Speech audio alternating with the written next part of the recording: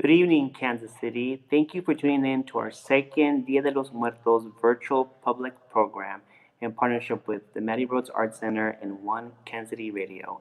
My name is Paul Gutierrez, Director of Programs and Events, and thank you for tuning in.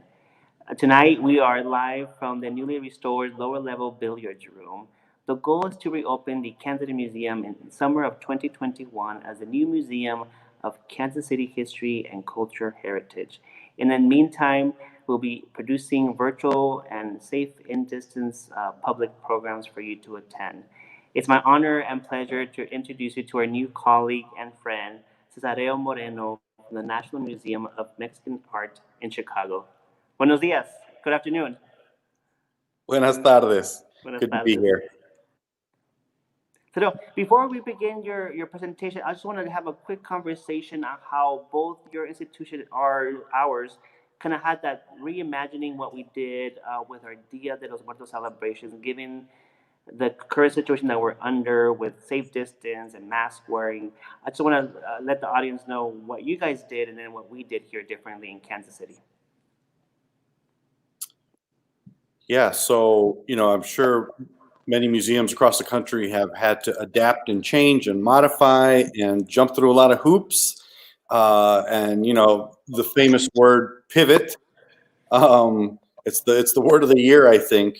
And each time we would reimagine the exhibition experience, which for us also includes the artists who sometimes install their work, the installation crew and the registrars who have to work with the artists and shippers and people who bring the artwork to the museum and install it.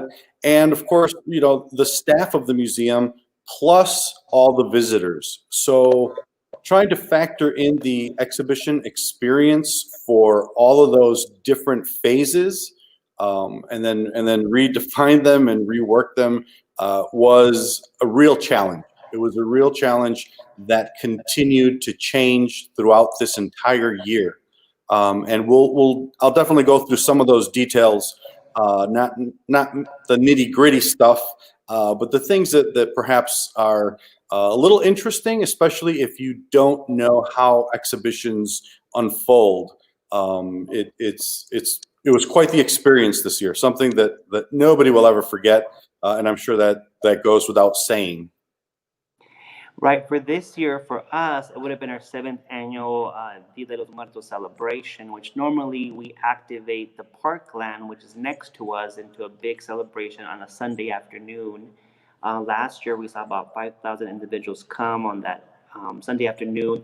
We have live music, we had puppets, we had food trucks, we had activities, we had sugar skull making, we had local vendors selling their product as well, the pan de muerto as well, champurrado, just those signature things that you would find in Mexico during the event. And we always partner with the Matty Rhodes Art Center. They've been doing that celebration here for over 25 years in Kansas City. So we are fortunate that we always partner with Jenny Mendez for this celebration. In talking to her, I thought it was really important to still find a way to do something that was meaningful, very more intimate, and what that experience might look like. And so just looking at other institutions, looking across the ocean as well, what other museums across the world are doing, and how do we adapt and make it our own.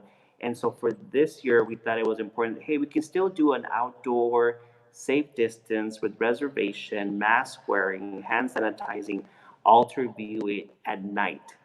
We had never done a nighttime altar viewing, and because the capacity was so little, we like let's have 3 nights of that viewing of the altar. And of course, the altar was dedicated to all the lives lost with COVID 19. And so, in thinking with Jenny, it's like, this really rustic. We laid out dirt, and it was all candlelit, and we had copal burning. We had over 3,000 fresh marigolds put on display. We had images of the Virgen de Guadalupe. We had a soundscape of church bells ringing, and we had live mariachi playing that night. So as individuals stepped into this beautiful space, they just got immersed into what Jenny described, because she was there during Day of the Dead in Mexico. It was actually like being there, that experience of smelling the copal and stepping on the dirt and having that interaction. Feedback was very well received.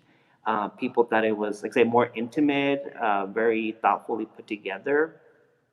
And so I think we'll continue offering a nighttime altar viewing moving forward. Hopefully next fall, 2021, my goal is to have 3 altars and commission local artists or a school group. Hey, here's a small budget, create an altar installation, and if everything goes well with wearing these, that we hopefully can all do, we can bring that experience to our grounds of the Kansas City Museum. Mm-hmm. Yeah, no, that it sounds like you hit all the right notes for what a true celebration of Dia de los Muertos is. Yeah. Yeah, for me, I always think about the experience should be very interactive and immersive, and it should touch on all 5 senses.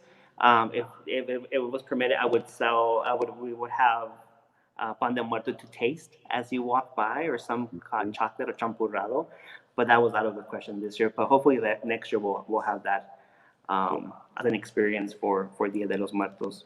Yeah, yeah. You know, it's funny hearing your planning and your thoughts about it for the Kansas City Museum and for the Kansas City community.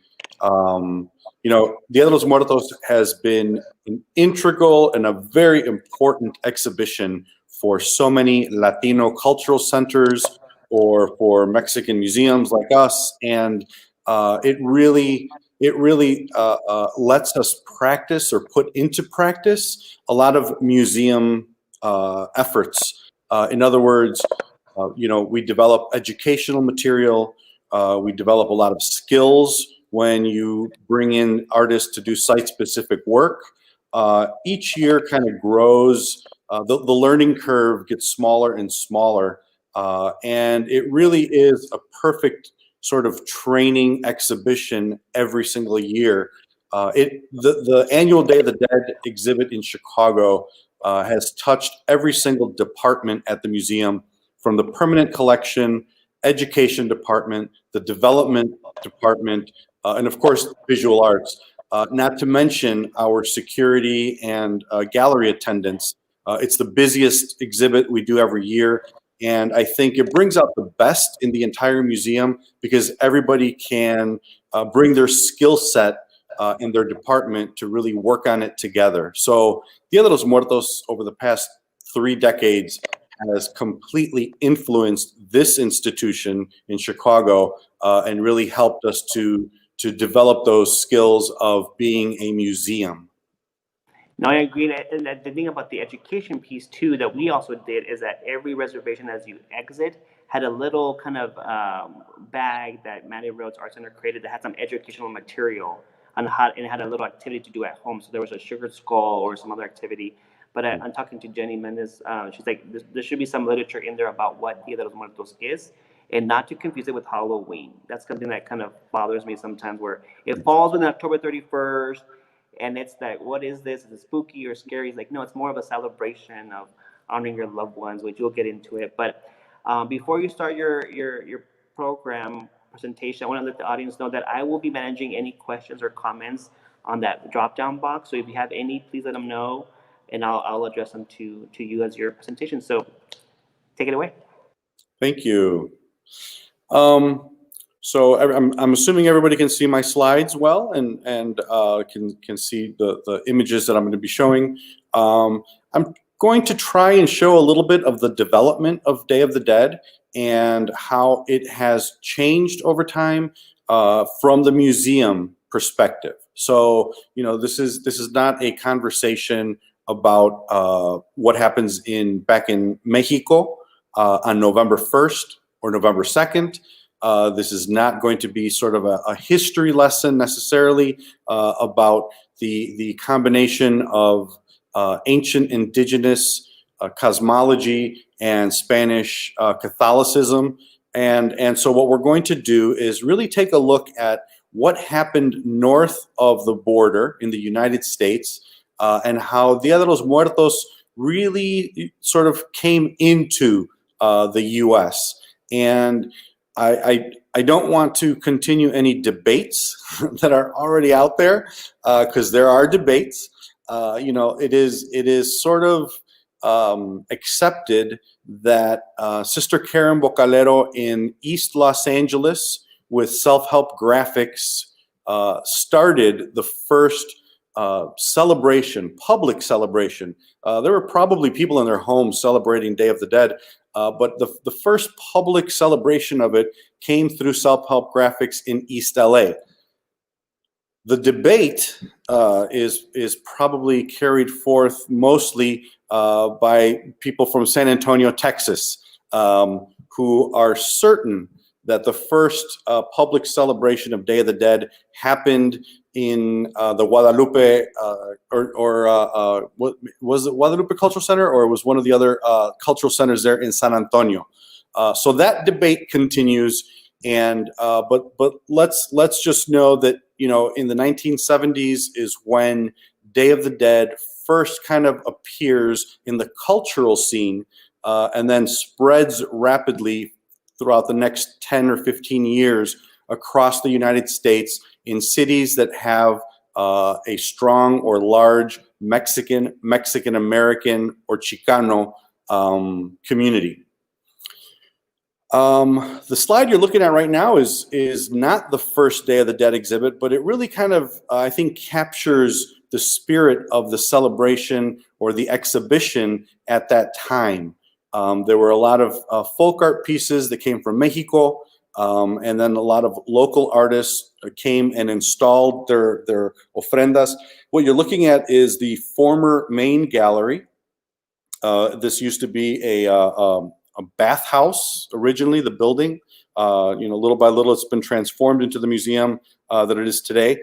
But this is sort of the kind of exhibition that really was the beginnings in Chicago. There was another gallery that had the first Day of the Dead exhibit in Chicago. Clay Morrison was the director and the artist who put that together. But it was really through the National Museum of Mexican Art that the celebration reached the entire city. What you're looking at here is the very first Day of the Dead exhibit that we did. It was not in the main gallery. It was in a side gallery. If you look at the date, it was the year before the museum actually opened its doors.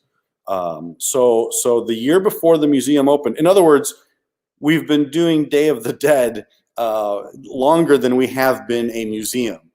Day of the Dead sort of inaugurated the building as a new cultural, artistic hub in the Pilsen neighborhood of Chicago. So this was in 1986, and the artists who participated is Clay Morrison, the gentleman who did the first Day of the Dead celebration in Chicago. He had a wonderful collection of folk art from different parts of Mexico that went into the exhibit, and a local muralist, Hector Duarte. Hector brought his paintings over, and as you can see, it was a very modest exhibition, but it really had the heart and it really had the ideas present even at that time. Hector, by the way, is from Michoacan, an area of Mexico where Day of the Dead is really celebrated strong and is part of their regional identity. Over the years, we started bringing people from different parts of Mexico and different parts of the United States. And the idea that developed was, let's display the variety of ofrendas and traditions that exist throughout Mexican communities. So regardless of what side of the border they were on, and really show how each region or each community sort of has something unique to the way they do it. Horacio Gavito was a collector, and I believe he had a folk art gallery or antique gallery in Mexico City. So he really had a lot of the traditional pieces that he brought up from Mexico City and used to create this gorgeous ofrenda. The thing I want to show or point out is how on the floor in front of the altar, you have toys and sweets and children's objects. That was because his ofrenda was dedicated to children. Many of you know that the children's ofrendas are done on October 31st, the day before the actual celebration happens in Mexico. And it's believed that on this day, the souls of the angelitos, the children who died while they were infants, they come back. And so you would not put mole or cigarettes or tequila on an ofrenda for a child, but instead you would put those things that made them happy while they were alive. I think that many people were surprised back in 1995 when they saw this ofrenda and started realizing just the richness of the traditions and the rituals behind the Dia de Muertos. This is that same year. You can see in the background there is Horacio Gavito's ofrenda to the children. And on the left-hand side is an ofrenda that was created by an artist, a traditional artist from Mexico, Alejandro Garcia Nello. He's from Estado de Mexico. And even though he's a traditional artist, this is not what you would necessarily see in a home. He showed up at the airport, and I remember vividly going to pick him up, and he got off the plane and he had two small rejas. They were like sort of crates, real simple crates. And I couldn't believe that over the course of the next week, how he was taking out tissue paper after tissue paper and objects, and how he put together this incredible gold leaf paper mache ofrenda, and mostly how he transported it, which was amazing to see him take it out and install it. That particular ofrenda, by the way, is now part of the museum's collection. We don't install it often, only because it is very time consuming. Alejandro did it, in a matter of days, but as museum people know, when you're installing works that are not your own, you take every precaution, and it usually takes 3 times as long to install it than would an artist. Not to mention, it's usually a team of people, up to 3 people installing something like that, as opposed to the artist who would oftentimes do it by themselves. We also have artwork you can see on the right-hand side there that really sort of expresses the Chicano identity and the idea that Chicanos came away with in the 70s, which was that they are part of the native Mesoamerican culture of the Americas. And so that oftentimes ties into Day of the Dead thematically. Angelica Vasquez came a few years later. She came from Atzompa, Oaxaca, and she's a ceramicist. At the center of her piece, of her installation, is a piece that she made, but you can see how she elaborates it with shelves and religious items and objects. And these installations really are truly amazing in that they express and celebrate a regional pride. People from different parts of Mexico can easily identify an ofrenda from their hometown or their region. And of course, there's the pride that says that the way we do it is the real way or the better way. Not too many arguments turn up, but certainly everyone has a hometown style that they prefer.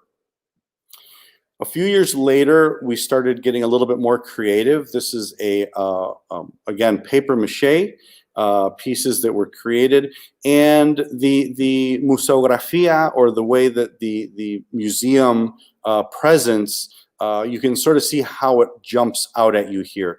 By 1998, I think we were really doing exhibits that were spectacular for Day of the Dead, because we were no longer only basing everything on the artists and their artwork, but the whole environmental experience. So the colors on the wall, the way we built nichos, or these sort of niches in the wall, the way the pieces were displayed, and even the title sign that you can see there in the background. We used the paper mache masks from Celaya to create a zompantli. which is an ancient skull rack that the Aztecs used to have. You can also see a dark doorway on the right there in that rose-colored wall. That was a little theater. Early on, we would create a small space that would hold maybe 45 people, and we had a video that was playing that really talked about the history and the roots of this tradition of Day of the Dead. Groups would come in, school groups would come in, and their first stop was always to see that video. It was going in there to learn the basics. And then by the time they came out, they were ready to see the artwork and put it into context, right? They were able to understand, why is there so much skull imagery? What does the skull rack mean? How come indigenous culture is such a strong element within the Day of the Dead objects and folk art? So it really helped early on to have that little room where we would have that video playing. We don't do that any longer. There's kind of not enough time to really see all the artwork and watch a short video, and then also get a demonstration at the end of the exhibition by the sugar skull makers. This is without a doubt one of my favorite installation ofrendas. By 1996, we were really not only bringing up artwork that was traditional from Mexico to teach everybody sort of the 101, November 1st, November 2nd, what happens on Day of the Dead. But by this time, we were also seeing a lot of the local artists like Jeff, who wanted to sort of play with the idea of an ofrenda, but at the same time create something that was unique and really spoke about their experience. This ofrenda was dedicated to Jeff's father, who, as you can see, was a mechanic. Jeff says that his memories of his father were always on the weekend, where he had the car hood up and he was working and tinkering with his automobile. Again, a memory that I will never forget is when Jeff said, "Hey, I've got this crazy idea, but listen to it. I want to go to a junkyard, get a car cut in half, or the front part of it, and then have it brought to the museum for the ofrenda." I'm sure that many people who work at museums or work with artists, we've all heard descriptions and ideas. Not all of them work out, but this one, without a doubt, was perfect. It was back in the day, and it was a little bit more trouble to get that piece in and out of the gallery, but it was certainly worth it. When people would walk up to the piece, or where they would turn a corner and see it at a distance, the look on people's eyes and their faces was so worth it. You can see the exhibit here with Jeff's piece in the background. Jorge Rosano, a very, very well-known and celebrated cut paper artist from Mexico City. He has passed away since, and his piece is in the background there, just to the right of Jeff's piece. Cesareo, we have a question. Sure. On average, how long does it take to build these ofrendas or altars? Like the process, is it weeks, right. Hours? It's so what we do is we allow 2 full weeks for the installation of ofrendas, and we break it up into 2 parts. The local artists come in first, and they, because they live nearby, they're able to work on their ofrendas for an entire week. We also do late nights, so many artists have day jobs, and so they can't come to install until after 5 o'clock in the evening. So it's a very long, intensive week and weekend. We work on Saturdays and Sundays as well, making sure that everybody has as much time as they need. The main thing is, we always stress to the artists, you have to be creative in your studio. By the time you come to the museum gallery, you are basically assembling your piece. There is little time for creativity once you're in the museum gallery. All that creativity needs to happen back in your studio throughout the course of the summer while they're working on their piece. The people who are coming from other parts of the United States or Mexico, they arrive on the Saturday before the opening, so a full week in advance. They arrive on Saturday. On Sunday, they come into the museum and they start their installation. They're expected to be finished by Wednesday, sometimes Thursday. And then Friday is the opening reception, and so they get to stay for that. That's why we schedule the out-of-towners the week before the opening so that they can stay and be here during the reception. But generally, it takes about a week to install it. But let's not forget, a lot of the work, most of the work has already been done by the time installation week begins. Great, thank you. One final question: will you be offering a virtual tour of We your current? We are, and thank you for asking that. I'll give you more information about that in a bit. We currently have weekend virtual tours for the public. If you go to our website, you would sign up for either the Spanish or the English one. I believe they're on Saturdays and Sundays. You register, and then we have a guide in the gallery that walks around with a camera and answers questions and shows you the artwork. It really is kind of like the next best thing. Nothing beats being in front of the artwork yourself, but this certainly gives you a great experience of the piece, and it's from the safety of your home. Piece by Pilar. So I'm just trying to show how the local artists started creating works of art that were based on ofrendas, but at the same time, they were certainly original works of art. I'm going to start going a little bit faster now.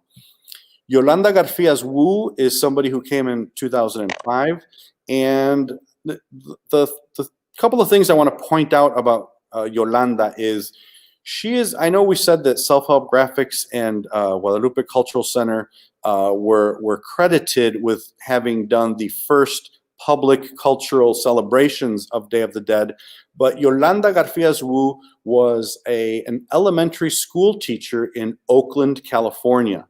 And Yolanda had created a curriculum and was creating ofrendas in her public school in Oakland in the 60s. So although she doesn't get the credit she deserves of really sort of teaching Day of the Dead in the United States, she doesn't get that credit because she was a one-person show, right? She was a teacher, and she was teaching people about Day of the Dead. And then the other beautiful thing about Yolanda is that she would always go to Mexico and study and learn how different people were celebrating Day of the Dead, and she would document it like an archaeologist. She would draw pictures and make maps and take photographs and buy things. And so this is an ofrenda she created for us from the area of Yucatan. It's a traditional Yucateco ofrenda that you would see in a home, created by Yolanda Garfield Wu with her collection of Day of the Dead materials and props. So, bringing somebody like Yolanda from Oakland was really important. It was part of our education and really sort of a way of honoring the work that she had been doing quietly in the Bay Area. The other important element that we have every year is a youth group or school. Part of the museum's philosophy is that of education. Our museum was founded in '85 and opened the doors in '87, and it was a group of educators, Chicago public school educators. Carlos Tortolero is still the president and one of the founders of the museum. Carlos continues to make sure that education is at the forefront. We don't just do lip service to education. It is deeply embedded within everything we do, including the annual Day of the Dead. This was a school, elementary school, as you can see. It was named after Maria Saucedo, and the children did an ofrenda to Maria Saucedo, a very important local activist and leader who, when she died, had the school named for her. Years later, Talcott Elementary School did an ofrenda / installation dedicated to immigrants, people who die crossing the border. Many of the parents at that school had the experience of crossing the border and really were able to have conversations with their children that perhaps they had never had before, just about the difficulty and just the difficulty of having your dream come true and crossing a border. The main thing I want to point out to you here from this piece is, again, we have a reference to the Zompantli. Remember the skull rack that the Aztecs used to have? I pointed it out in another piece, in another photograph. The Zompantli, the skull rack, is comprised of empty milk jugs. What they did is they collected all these milk jugs at the school and they cut them in half and to create the skull rack. The meaning behind the milk jug is that oftentimes as people are crossing this enormous desert, they believe that a gallon of water is all they need to cross it. And oftentimes when they find people who have passed away, who died because of the elements crossing the desert, they often find them with one empty milk jug. And so each milk jug sort of represents the death of a dream, as the piece was called. This was a very powerful piece, and again, a work that you don't think of or don't necessarily associate with an elementary school. Cesareo, quick comment. What you're about to describe, I knew exactly what you're going to say. I grew up in El Paso, Texas, a border town, and that gallon of water, we would always hear about that and how they thought that was the only thing they needed. So I truly understood that. It's you know, and if I may, the beautiful thing about Day of the Dead, the exhibition, is that it's not only about artwork, it's about our mortality. It's about the human condition. It's about something that is inevitable in everybody's life. It's about grief, it's about letting go, and it's about hanging on. It's about memorializing. And I think everybody can relate to that. So you don't have to be Mexican, you don't have to be Christian. This is something that will touch your life, and the Day of the Dead exhibit really adds a sense of understanding that perhaps is absent in a lot of contemporary societies. No, I agree. I think I'm missing that one. The slide, sorry. Oh. Wait, were you able to see these? No. Do you see these images?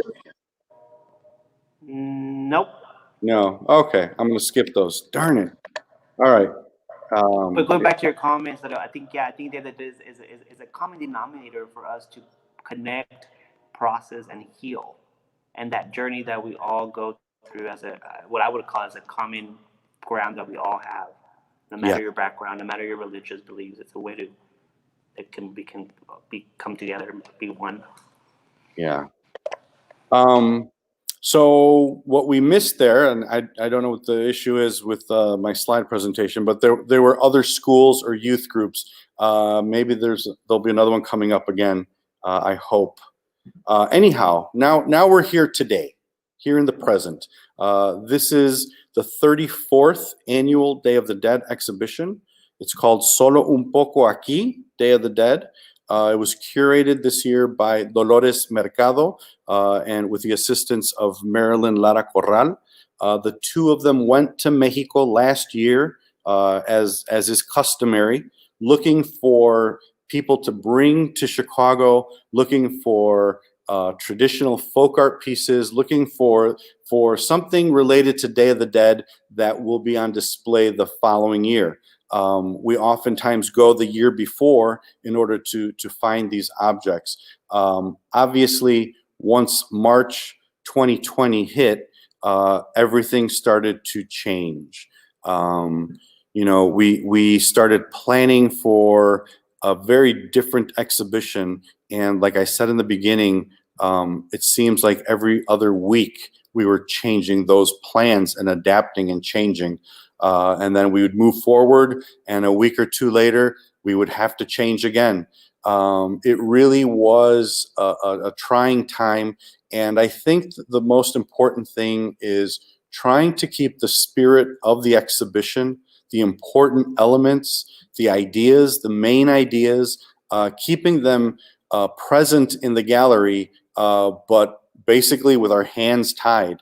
So you can see here on the left-hand side, there's an installation there where we changed that number when this photograph was taken.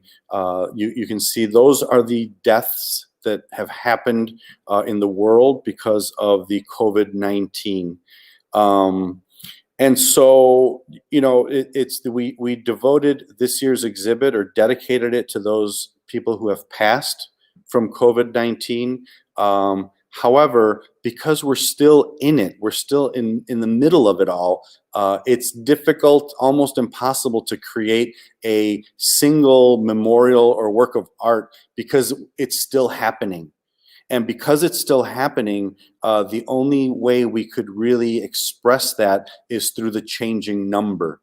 Perhaps in next year's exhibit, we will have an artist or somebody create a memorial to the final number, to those who passed away from the COVID-19. The other thing I want to point out here is that Dolores Mercado reached out to many of the local artists, and you'll see their work in upcoming slides. And instead of asking people to come from far away places to install their ofrendas, Dolores reached out to the local artist community and invited them to come and create site-specific installations. You'll see some of those in a bit. The other thing I want to point out is the museum's permanent collection is what we used to sort of present the more traditional Mexican ideas about Day of the Dead. We have a collection of over 10,000 objects, many of them related to the Day of the Dead, because we've been collecting artwork since the beginning, and we've been collecting a lot of those pieces during that time that Day of the Dead is celebrated. As you can see on the right-hand side, there's a good number of árboles de la vida. Those are trees of life. They're oftentimes used as candle holders for special times, incense burners. They are oftentimes utilitarian objects that are part of a ritual. And we also have a lot of ceramic catrinas, sort of living skeletons that are doing something that has to do with their life here on Earth. So you can see there's a nun there. In the background, there's a bride. There's the traditional Catrina in the middle, and various other ones. But the collection really was important this year in that it allowed us to have traditional Mexican artwork without having to bring it in from Mexico. Oh man, I'm missing some images here. These are trees of life. The one on the right, because I don't think you can see the one on the left. The one on the right is from Estado de Mexico, from a part of Mexico where trees of life are very, very well known. It's a part of their tradition. And this one has a Catrina on it. But what I want you to pay attention to is the form of the tree of life. It has a similar structure, sort of like the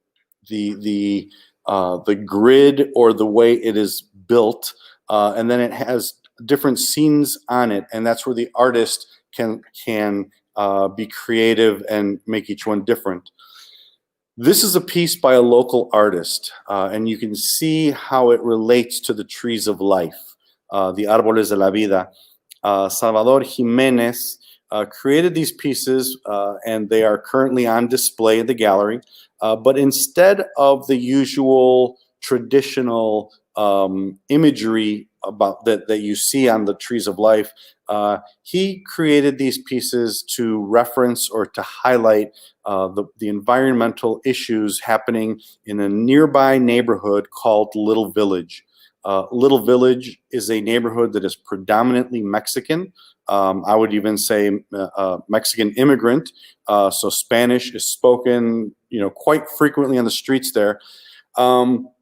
And the problems that they have in Little Village are with the contamination of the air. The air pollution is great there because of the factories, because of the train tracks. It's an industrial sort of area, and it's the same story of marginalized communities are often the ones that put up with the contamination and a lot of these environmental problems. So Salvador took the idea of Árbol de la Vida, and he sort of it's you could say it's a protest piece. The one that looks clearest that you can see there is the one that has that smokestack, and it looks like smoke billowing up and above it. When you look at that smoke up close, sometimes you can make out figures or you can see different things. And it really is, if you were from Little Village neighborhood and you saw this piece, you would know exactly what he's saying. You would know exactly what the problem is. The other thing that is so curious is that some of the skeletons and some of the figures that you see there are wearing a mask. This is a mask is now part of our daily wardrobe. People have different color ones and all different kinds of styles. He also has a ceramic mask hanging on the wall up on the upper right hand side. So the idea of a mask, contamination, life and death really come together beautifully in these incredibly delicate pieces. This is another part of the exhibition. In the background on the left are beautiful, stunning photographs of different parts of Mexico. I believe most of these are Michoacan. There's probably a couple of photos of Oaxaca in there. And these photos are taken by Ann Murdy. Ann Murdy travels throughout those regions of Mexico that celebrate Day of the Dead year after year, and she documents the celebrations and the traditions. The funny thing is that in her photographs, you can actually trace how it has changed over time, whether it's the materials or whether it's the way they do things or what gets incorporated into the celebration. So in fact, her photographs, as gorgeous as they also serve to sort of document the society. They're sort of snapshots of different communities, different years, and you can see them changing and developing. Ann Murdy's photographs, by the way, are in our collection. We have thousands of her digital photographs in the archive. Herman Aguirre has that painting that's there in the center, which is about immigration. And it's a scene of immigrants laying down on the ground. And then to the right of that, we see the work of three different artists. These are prints. The three along the top are called, they deal with the idea of being undocumented and essential. He's sort of looking at the irony of community and people in this country who are, according to the media, they're illegal, but in the next sentence, they're also essential. These are the people who oftentimes keep food on the grocery shelves and keep a lot of things running in this country, even though they are labeled as illegal. Below that are two prints by Ricardo Sermet. He is now an art teacher in the Chicago Public Schools, and his pieces are about the students of Chicago and what they're losing this year. Being a teacher, he completely understands the difficulties that they're going through. He has a young lady there who sort of is skipping her graduation ceremony, and a young boy who is skipping his sports practices and games. And then on the right, the bottom right, is a piece by René Arceo. It's a piece, again, that speaks to the coronavirus. It has a woman with a mask on there, and he has imagery of a bat above it. The bat god that he includes there is a very important icon from the Oaxaca area. Here's just a couple of the weird images that we have of this year's installation. Um, uh, we had to schedule the artists to come in on individual days. We did not want more than one artist working at a time in one general area. We took their temperature. They had to wear masks. If they brought somebody to help them, it could only be one other person. Typically when we're installing in the gallery, it's a real festive time. There's music playing, there's a lot of activity. People are running out to buy bags of sand or dirt. Other people are ordering a pizza, and it's a great experience to be a part of the installation of these exhibits. This year it was sort of quiet. There were headphones on. People came in, they left, and it was a very different kind of experience. Here's Carlos Barberena, the artist, printmaker who did that piece about the essential and undocumented. He also made these pieces, these prints of the Catrina that are outside of the gallery. They're wheat pastes. You can see on the left, he's up there with his mask, putting them on. And again, it's maybe hard to tell through these photographs, but installation this year was definitely a little bit on the more serious, somber side when you compare it to past years. And this is the virtual tour. This is the education department. You can see Kaylin here giving a tour in front of Sam Kirk's piece. And on the left-hand side at the bottom, you see the computer where students or the group who's taking this tour is chatting some questions, and they go back and forth. Sometimes they ask if you could zoom in on some part or re-explain another piece. This is the same in front of the same piece. This is Gil doing a tour, and it really has become the norm this year.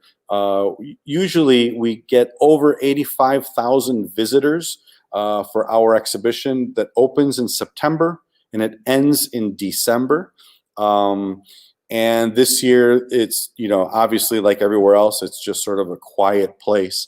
I do want to say something also regarding the Day of the Dead season. For us, it is a season. We have an exhibition. We do the festival. We have a ball, the Day of the Dead ball, and we have a lot of curriculum and tours that go through here. These are ways in which this museum actually makes money.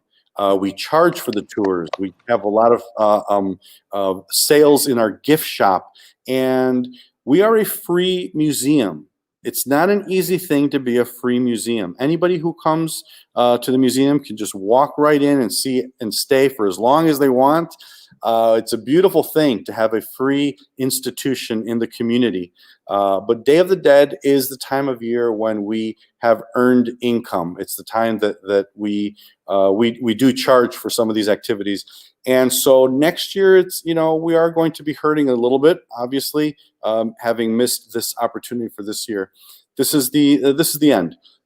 This is the slide of this year's exhibit, Solo un poco aquí, which basically means here for but a moment.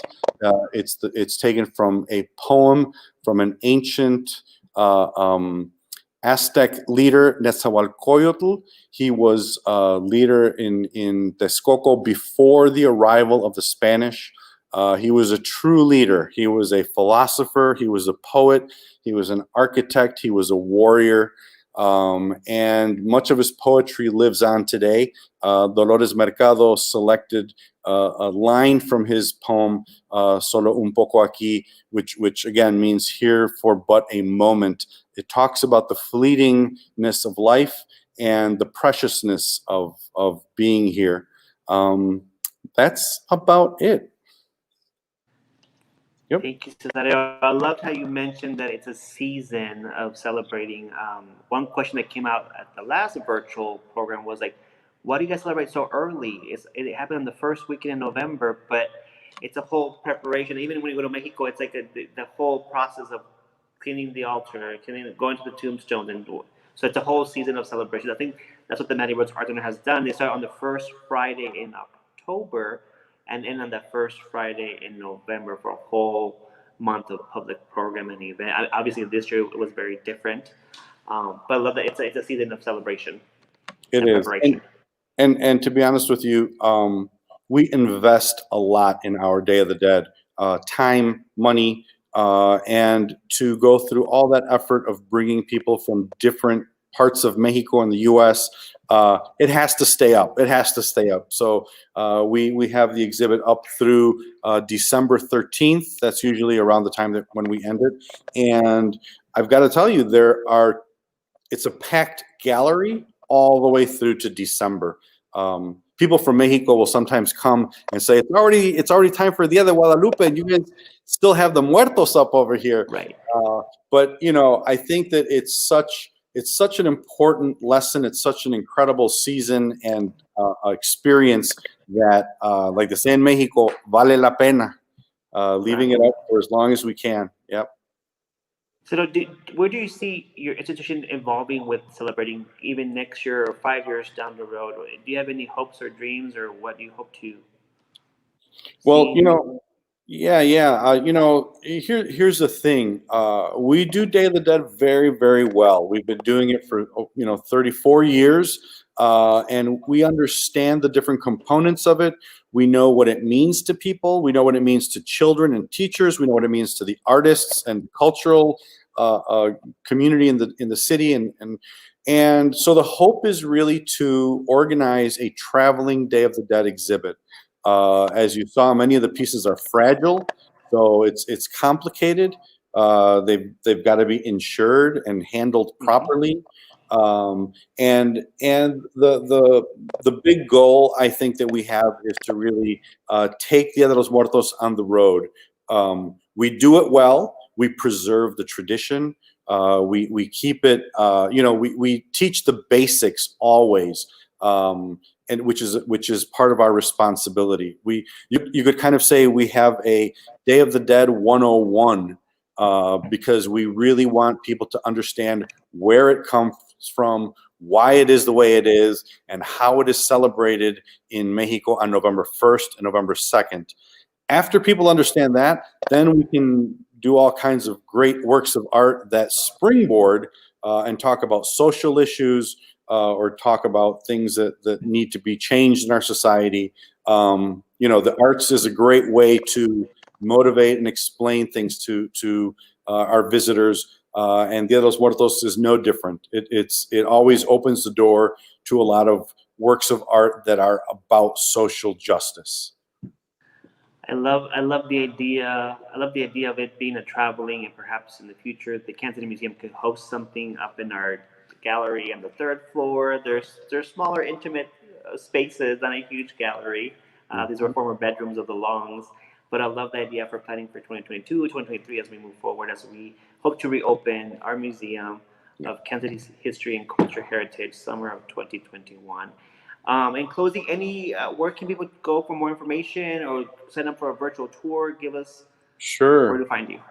The National Museum of Mexican Art. If you type that in, you could put Chicago, or you don't have to. You'll find our website, and you'll see all the educational programs, all the activities. On Sunday, we will be having the virtual festival, so that will be running all day. And then the Day of the Dead Ball is also right around the corner. Again, they're coming up with really exciting, innovative ways to sort of take the festival to your home. It's not the same as coming together and celebrating as a community, but it's the next best thing. I keep saying that, but it's safe. You are together, and you can celebrate from the safety of your home in pajamas. In pajamas. So, thank you so much for tuning in from Chicago. It was a pleasure meeting you virtually. My goal is that we would do this in person next year. But thank you so much for your time and your knowledge and letting people know how you guys are celebrating Dia de los Muertos during this time. I appreciate your time. Thank you. Thank you so much. It was great to be here.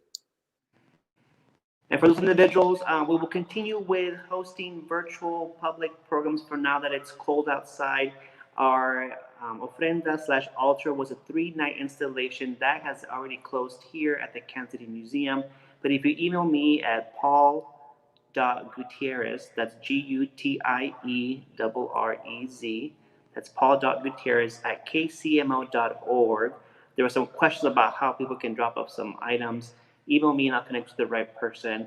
But as always, tune into our website, kansascitymuseum.org. That's kansascitymuseum.org to learn what's happening here at the Kansas City Museum virtually on our Facebook platform. Until we meet again in person, please continue to be safe out there. And as always, I remind you guys, please wear these out there. Thank you so much. Have a good evening, and we'll see you next time.